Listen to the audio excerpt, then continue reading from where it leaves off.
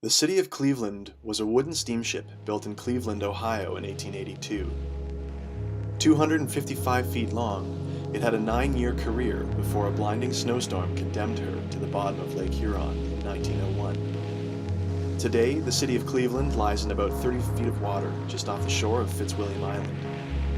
Our journey to the wreck starts 114 years after her demise. It begins in the popular dive town of Tobermory, Ontario. From there, we follow the ferry route out past Cove Island and the nearby wreck of the Arabia, and into the deep blue, where the floor of Lake Huron drops off the charts at the depth finder. This journey of 30 kilometers takes us almost 2 hours by boat and ends just south of Manitoulin Island, at the site of the wreckage. Waters this calm are incredibly rare in Georgian Bay, and we take our time gearing up along the way, well aware of our luck. In anything stronger than the gentlest winds, the waves would make the trip miserable and dangerous. Still, this is Lake Huron, and conditions can change on a dime. Fog rolled in, and our captain plotted our course carefully along with the help of GPS and radar. We arrive at lunchtime. Thomas flips burgers while the others gear up. With about a dozen divers on board and the boat chartered for the day, we could take our time getting into the water. In mid-May, water temperatures are between 3 to 4 degrees Celsius, or 37 to 39 degrees Fahrenheit. Dry suits are a must, and it's a good thing the food was hot. With the sun shining, we don our gear and slip below the surface. The wreck lies scattered along the bottom, the wooden hull unfolded along the seams where it was once watertight. On the day it was lost, the city of Cleveland was carrying 2,300 tons of iron ore, in addition to its net weight of 1,600 tons. Still, on September 15, 1901, she was driven off course by a storm and struck the outlying edge of Little Perseverance Island. All hands abandoned ship and escaped to the shores of Fitzwilliam Island, where they were rescued. The massive boilers that once powered this ship now lie on their sides and are big enough to swim through.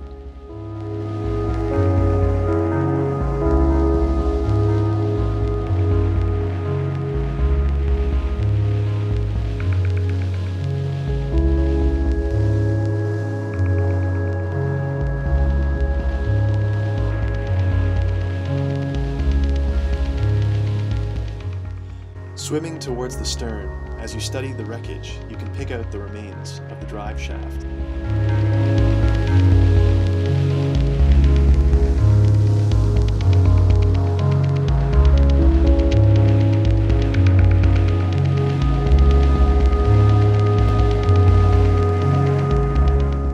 A highlight of this wreck is the intact propeller, which sits upright with the keel, as if ready to turn again. This massive piece of steel measures 12 feet in diameter.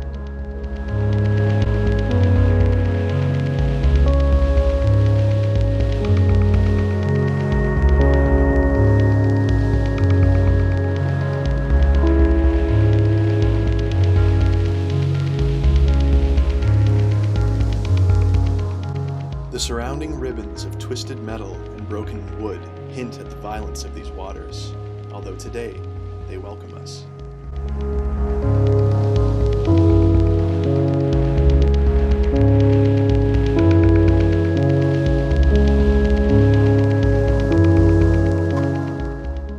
Forward of the propeller is the metal cage of the engine room, still vertical, but with its contents sprung loose, like the insides of a broken clock.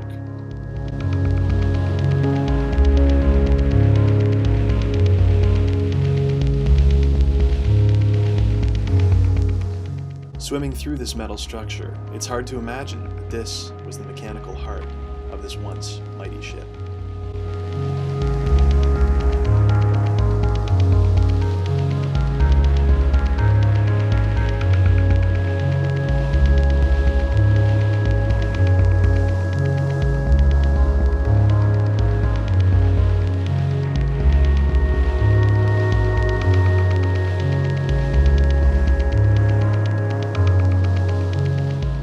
Moving forward again, we encounter large sections of hull and decking, still bound together with steel spikes.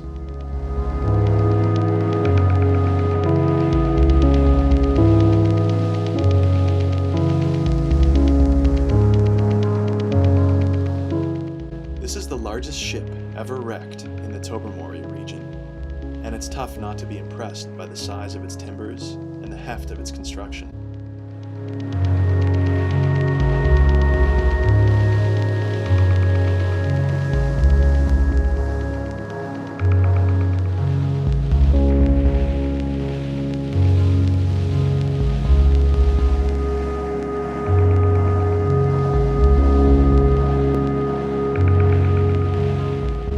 At a depth of 30 feet, we have plenty of gas to breathe and no decompression to worry about, and so we move slow and circle the wreck until the cold water drives us back to the surface again.